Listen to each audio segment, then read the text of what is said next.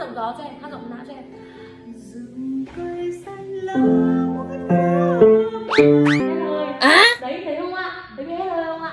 Các xử lý giọng gió em mượt với tiết từ cô giáo thanh nhạc Mihu. Cái chữ đón, mừng đón là phải gồng hơi liên tục ngay lập tức. Nâng vàng từng đàn. Đấy. Chuyển lên luôn này.